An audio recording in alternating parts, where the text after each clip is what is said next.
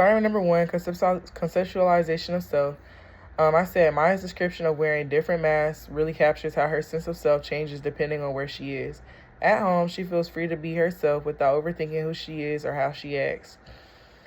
At the university, especially in mostly white classrooms, she becomes more aware of how she presents herself and often code switches to avoid being misunderstood or stereotyped. On social media, her identity feels even more filtered as she tries to balance being authentic while also fitting in. While these shifts help her navigate different spaces, they also create emotional exhaustion and make it harder to feel fully integrated.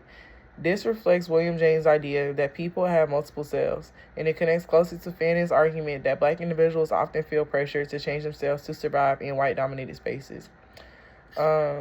Something that I got from Black Skins was Fannin explains how Black people become hyper-aware of how they are or being seen by others, as well as describing masks that some people do to survive, not just because it feels natural.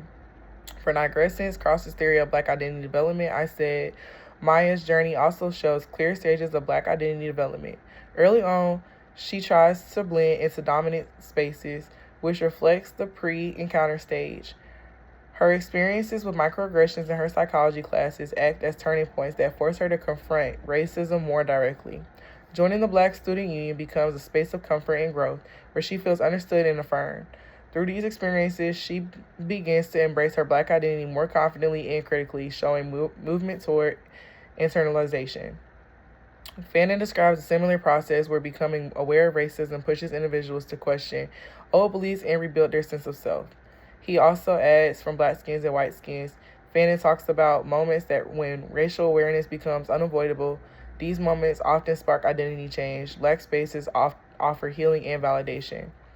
Number 3, building positive self-identity amid systemic racism. Maya's story shows how important community and support systems are when navigating racism. Spaces like the Black Student Union give her room to breathe, share experiences, and feel less alone. On a personal level, she's learning how to set boundaries, reflect, and affirm her identity, which helps her cope with everyday microaggressions. Still, her community support plays the biggest role in protecting her mental health.